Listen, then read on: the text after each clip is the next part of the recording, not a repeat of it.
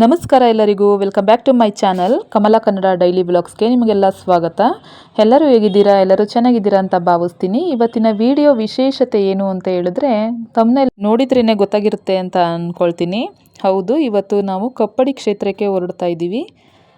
ಅದಕ್ಕೋಸ್ಕರ ಎಲ್ಲ ಸ್ನಾನ ಮಾಡಿಕೊಂಡು ಪೂಜೆ ಮಾಡಿ ತಿಂಡಿಗೆ ಬಿಸಿಬೇಳೆ ಬಾತ್ ಮಾಡಿದ್ದೆ. ಎಲ್ಲರೂ ಕೂಡ ತಿಂಡಿ ತಿಂದು ಪೂಜೆ ಮುಗಿಸಿ ದೇವಸ್ಥಾನಕ್ಕೆ ಹೊರಡ್ತಾ ಇದ್ದೀವಿ.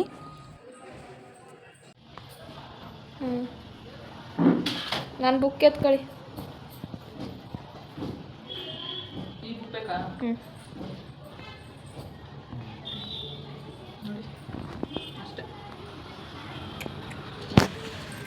ಆದರೆ ನನ್ನ ಮಗ ಬರ್ತಾ ಇಲ್ಲ. ಅವನಿಗೆ ಸ್ವಲ್ಪ ಎಕ್ಸಾಮ್ ಎಲ್ಲ ಹತ್ರ ಬರ್ತಾ ಇರೋದ್ರಿಂದ ಓದ್ಕೊಳ್ಳೋದು ಬರ್ಕೊಳ್ಳೋದೆಲ್ಲ ತುಂಬ ಇರುತ್ತೆ.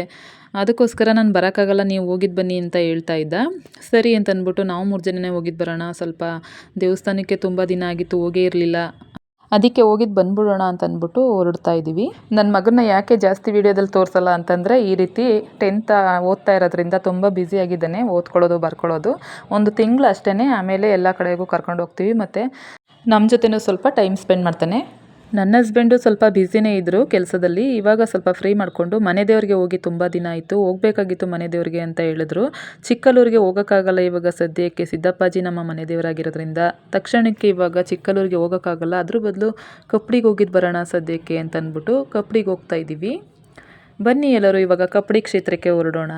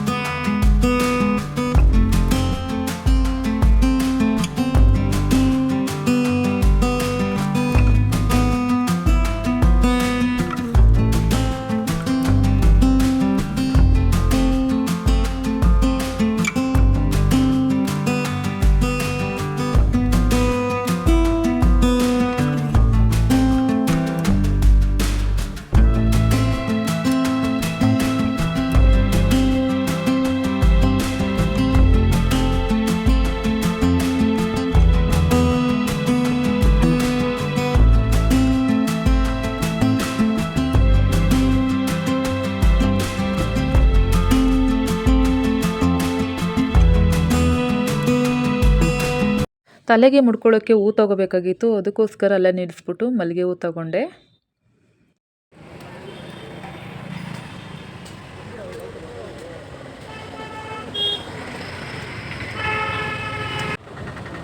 ಹಾಗೆಯೇ ನಾನು ಎಲ್ಲಿಗೆ ಹೋಗಬೇಕಾದ್ರೂ ಕೂಡ ನಾನು ಫಸ್ಟು ಕೇಳೋದೇ ಎಳ್ನೀರು. ಯಾಕಂದರೆ ನನಗೆ ಎಳ್ನೀರು ಅಂತಂದರೆ ಅಷ್ಟೊಂದು ಇಷ್ಟ.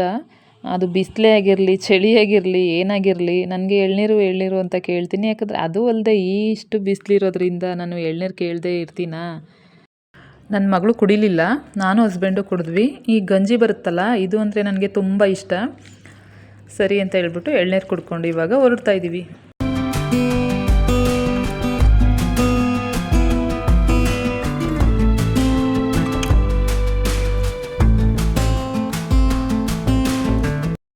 ಅಂತೂ ಇಂತೂ ಕಪ್ಪಡಿ ಬಂದೇ ಬಿಡ್ತು. ನೋಡಿದರೆ ನಮಗೆ ಶಾಕ್. ಯಾಕಂದರೆ ಅಷ್ಟೊಂದು ಜನ, ರಶ್ಶು ಸಿಕ್ಕಾಪಟ್ಟೆ, ಕಾರು, ಬೈಕು, ಬಸ್ಸು, ಲಾರಿ ಎಲ್ಲ ಅಲ್ಲಲ್ಲೇ ನಿಲ್ಲಿಸ್ಕೊಂಡಿದ್ದಾರೆ. ನಮಗೆ ಅನಿಸಿತು ಅಂದರೆ ಜಾತ್ರೆ ಇರುತ್ತೆ, ಆದರೆ ಇಷ್ಟೊಂದು ಜನ ಎಲ್ಲ ಸೇರಿರಲ್ಲ ಅಂತ ತಿಳ್ಕೊಂಡಿದ್ವಿ. ನೋಡಿದ್ರೆ ಇಲ್ಲಿ ಬಂದಮೇಲೆ ಗೊತ್ತಾಗಿದ್ದಿದ್ದು, ಬಿಸಿಲಲ್ಲಿ, ಆ ಜನಗಳಲ್ಲಿ, ರಶ್ಶಲ್ಲಿ ಕಾರನ್ನು ದೇವಸ್ಥಾನದ ಹತ್ರ ತಗೊಂಡೋಗೋದೇ ಒಂದು ದೊಡ್ಡ ಸಾಹಸ ಆಯಿತು ಅಂತಲೇ ಹೇಳ್ಬೋದು. ಇಲ್ಲಿ ಎಲ್ಲರೂ ಏನು ಮಾಡ್ತಾಯಿದ್ರು ಅಂತಂದರೆ, ಇಲ್ಲಿಲ್ಲೇ ನಿಲ್ಲಿಸ್ಬಿಟ್ಟು ಗಾಡಿಗಳನ್ನೆಲ್ಲ ಅಲ್ಲಿ ದೇವಸ್ಥಾನದ ಹತ್ರ ತನಕ ನಡ್ಕೊಂಡು ಹೋಗ್ತಾಯಿದ್ರು. ನಾವೇನು ಮಾಡಿದ್ವಿ, ನಾವು ಹಾಗೆ ಮಾಡಬೇಕಾಗಿತ್ತು. ಇಲ್ಲ ಮುಂದ್ಗಡೆನೂ ಕಾರ್ ನಿಲ್ಸೋಕ್ಕೆ ಜಾಗ ಇದೆಯೇನೋ ಅಂತ ಅಂದ್ಬಿಟ್ಟು ಹೊರಟ್ವಿ. ದೇವಸ್ಥಾನದ ಹತ್ರ ತನಕನೂ ಹಾಗೇ ಹೊರಟ್ವಿ. ಅಲ್ಲಿ ಹೋದ್ಮೇಲೆ ಗೊತ್ತಾಯಿತು, ಅಲ್ಲಿ ನೋಡಿದ್ರೆ ಜಾಗನೇ ಇರಲಿಲ್ಲ ಕಾರ್ ನಿಲ್ಸೋದಕ್ಕೆ.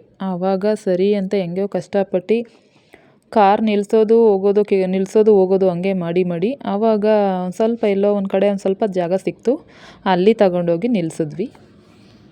ಈ ಕ್ಷೇತ್ರವು ಎಲ್ಲಿರುವುದು ಅಂತ ಕೇಳೋದಾದರೆ ಮೈಸೂರು ಜಿಲ್ಲೆಯ KR ನಗರ ಪಟ್ಟಣದ 8 ಕಿಲೋಮೀಟರ್ ದೂರದಲ್ಲಿದೆ.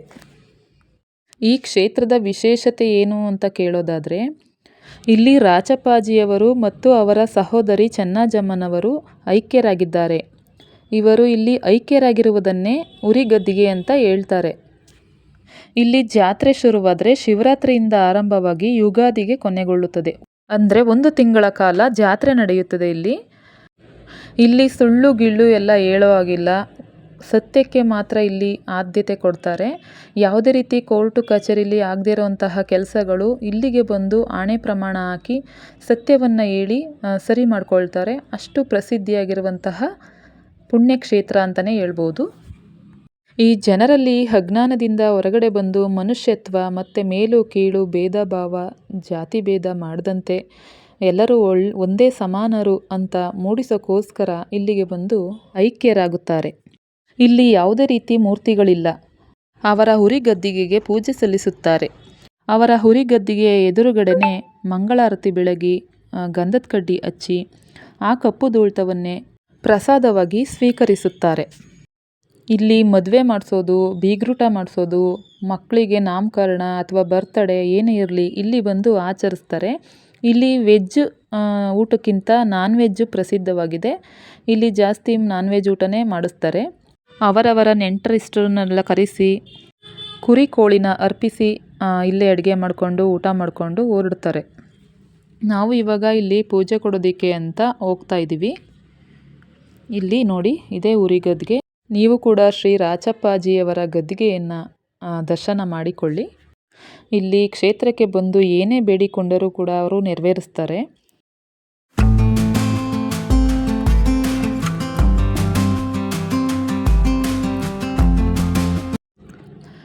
ಶ್ರೀ ರಾಚಪ್ಪಾಜಿ ಮತ್ತು ಚೆನ್ನಜಮ್ಮನವರ ಆಶೀರ್ವಾದ ಸದಾ ನಿಮ್ಮ ಮೇಲೆ ಇರಲಿ, ನಮ್ಮ ಮೇಲೂ ಇರಲಿ ಅಂತ ಕೇಳಿಕೊಳ್ಳುತ್ತಾ ಪೂಜೆ ಎಲ್ಲ ಮುಗಿಸ್ಕೊಂಡು ಹೊರಡ್ತಾ ಇದ್ದೀವಿ.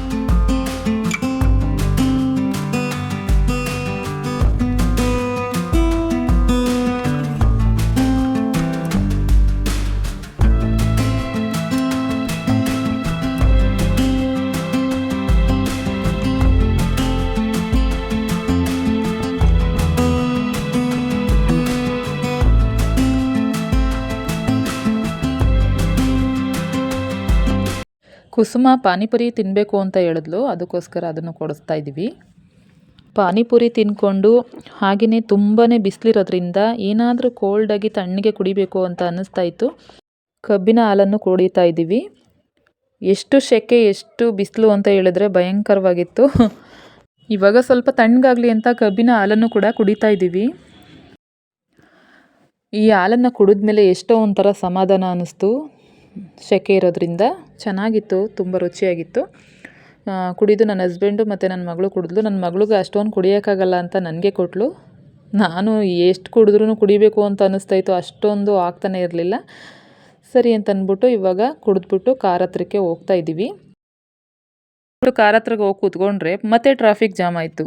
ಯಾರು ಕೂಡ ಯಾವ ಕಾರು ಕೂಡ ಹೋಗ್ತಾ ಇರಲಿಲ್ಲ. ನಮಗೂ ಬಿಸಿಲಲ್ಲಿ ಕೂತು ಕೂತು ಸಾಕಾಗಿ ಸಾಕಪ್ಪ ಸಾಕು ಅಂತ ಅನ್ನಿಸ್ಬಿಡ್ತು. ಆವಾಗ ಸ್ವಲ್ಪ ಕಲ್ಲಂಗಡಿ ಹಣ್ಣನ್ನು ಕೂಡ ಅಲ್ಲೇ ತಗೊಂಡು ತಿಂದ್ವಿ. ಸ್ವಲ್ಪ ನೆರಳಾಗಿದ್ದಿದ್ರೆ ಚೆನ್ನಾಗಿರ್ತಿತ್ತು. ನಾನು ನೋಡಿ ಎಷ್ಟೊಂದು ಬೆವ್ತು ಹೋಗಿದ್ದೀನಿ. 1 ಗಂಟೆ 1 ಗಂಟೆ ಇಲ್ಲೇ ಕಾದಿದ್ದೀವಿ ಕೂತ್ಕೊಂಡು. ನೋಡಿ ಮುಂದೆ ರೋಡೆಲ್ಲ ಯಾವ ರೀತಿ ಬ್ಲಾಕ್ ಆಗಿದೆ. ಅಂತೂ ಇಂತೂ ಹೊರಡೋದಕ್ಕೆ ಸ್ವಲ್ಪ ಜಾಗ ಆಯಿತು. ಇವಾಗ ನಾವೆಲ್ಲ ಮನೆಗೆ ಹೊರಡ್ತಾ ಇದ್ದೀವಿ.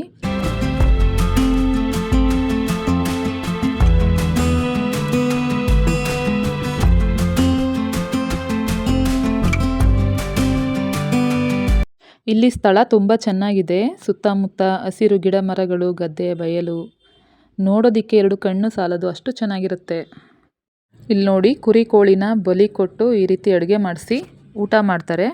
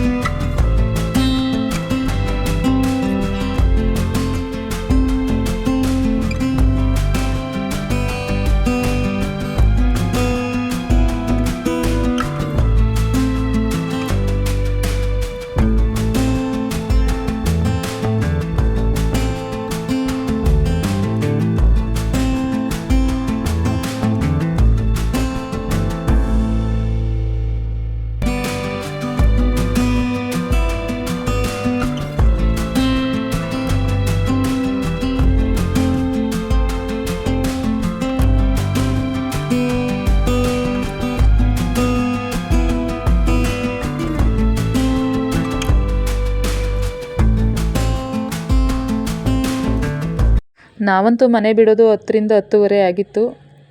ಅಷ್ಟೊತ್ತಿಂದ ಇವಾಗ ಒಂದು 4 ಗಂಟೆ ಆಗಿದೆ. ಹೊಟ್ಟೆ ತುಂಬ ಹಶ್ವ ಆಗ್ತಾಯಿತ್ತು. ನಮ್ಮೂರಲ್ಲಿ ಮಾರಿ ಹಬ್ಬ ಮಾಡೋದ್ರಿಂದ ಅಂದರೆ ಹೋಮ ಮಾಡಿಸಿದ್ರಲ್ಲ ಊರಿನ ಗ್ರಾಮ ದೇವತೆಗೆ, ಅದಕ್ಕೋಸ್ಕರ ಮನೆಗಳಲ್ಲಿ ಯಾರೂ ಕೂಡ ನಾನ್ ವೆಜ್ ಮಾಡೋ ಹಾಗಿರಲಿಲ್ಲ. ಅದಕ್ಕೆ ನಮ್ಮ ಹಸ್ಬೆಂಡು ಇಲ್ಲೇ ಹೋಟೆಲಲ್ಲಿ ನಾನ್ ವೆಜ್ ಊಟ ಕೊಡಿಸ್ತೀನಿ ಅಂತ ಕರ್ಕೊಂಡು ಹೋಗ್ತಾಯಿದ್ರು. ಬನ್ನಿ ಹಾಗೇನೆ ನಿಮಗೆ ಒಬ್ಬರನ್ನ ಸ್ಪೆಷಲ್ಲಾಗಿರೋರನ್ನ ತೋರಿಸ್ಬೇಕು, ಸ್ಪೆಷಲ್ ವ್ಯಕ್ತಿ ಅಂತಲೇ ಹೇಳ್ಬೋದು. ಅವರು ಯಾರು ಅಂತ ನೋಡಿ, ಇವರೇನೆ ನನ್ನ ಬಾಬಾ. ನನಗೆ ನೋಡಿ ತುಂಬಾ ಖುಷಿ ಆಯಿತು. ಬಾಬಾರವರ ಆಶೀರ್ವಾದ ತಗೊಂಡು ಹೋಟೆಲ್ಗೆ ಹೊರಟ್ವಿ. ನಾನು ಎಲ್ಲಿಗೆ ಹೋಗಬೇಕು ಆದರೂ ಅಷ್ಟೇ ಬಾಬಾ ನನಗೆ ಅಲ್ಲಲ್ಲಿ ಆಶೀರ್ವಾದ ಮಾಡ್ತಾ ಇರ್ತಾರೆ. ಅದು ಯಾವುದಾದ್ರೂ ಒಂದು ಗಾಡಿಯಲ್ಲಿ ಅಥವಾ ಒಂದು ಕಾರಲ್ಲಿ ಅವರ ಮೂರ್ತಿ ರೂಪದಲ್ಲಿ ನನಗೆ ಫೋಟೋ ಥರ ಸಿಗ್ತಾ ಇರ್ತಾರೆ. ಆಗ ನನಗೆ ಎಷ್ಟು ಖುಷಿಯಾಗುತ್ತೆ ಅಂದರೆ ನನ್ನ ಬಾಬಾ ನನ್ನ ಜೊತೆಲೇ ಇದ್ದಾರೆ ಅಂತ ನನಗೆ ಖುಷಿಯಾಗುತ್ತೆ. ಇವಾಗ ಬಂದ್ವಿ, ಹೋಟೆಲಲ್ಲಿ ತಿಂತಾಯಿದ್ದೀವಿ. ಪರೋಟ, ಚಿಕನ್ದು ಚಿಲ್ಲಿ ಕಬಾಬು ಮತ್ತು ಚಿಕನ್ ಚಾಪ್ಸು ಇವೆಲ್ಲ ಮಾಡಿಕೊಟ್ಟಿದ್ರು. ಅನ್ಲಿಮಿಟೆಡ್ ಊಟ ಅಂತ ಅದನ್ನು ಕೂಡ ತಿಂದ್ಕೊಂಡು, ಈ ಪರೋಟ ಅಂತೂ ತಿನ್ನೋಕ್ಕಾಗಲಿಲ್ಲ, ಒಂದು ಅರ್ಧ ತಿಂದ್ವಿ ಅಷ್ಟೇ. ಸ್ವಲ್ಪ ಬಿರಿಯಾನಿನೂ ಕೂಡ ತಿಂದ್ಕೊಂಡು ಮನೆ ಕಡೆ ಹೊರಟ್ವಿ. ಹಾಗೆಯೇ ಮನೇಲಿ ಸ್ವಲ್ಪ ತರಕಾರಿ ಎಲ್ಲ ಖಾಲಿಯಾಗಿತ್ತು.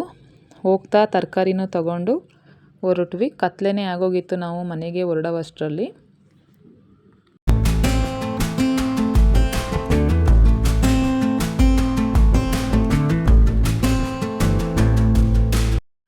ಹಾಗೆ ಮನೆಗೆ ಹೋಗ್ತಾ ಅಲ್ಲಿ ಪಕ್ಕದಲ್ಲಿ ಹಬ್ಬ ಇರೋದ್ರಿಂದ ಲೈಟಿಂಗ್ಸ್ ಎಲ್ಲ ಹಾಕಿದ್ರು, ಚೆನ್ನಾಗಿತ್ತು ನೋಡೋದಕ್ಕೆ.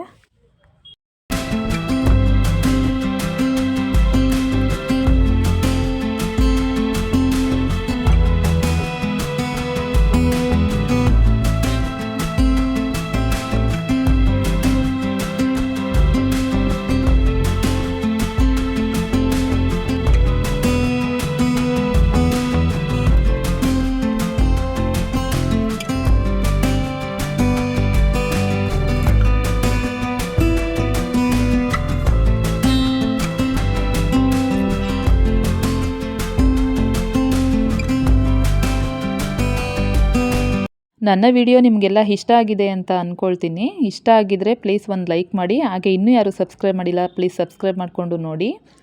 ಇದೇ ರೀತಿ ಹೆಚ್ಚಿನ ವಿಡಿಯೋಗಳಿಗಾಗಿ ಪ್ಲೀಸ್ ಸಪೋರ್ಟ್ ಮಾಡಿ.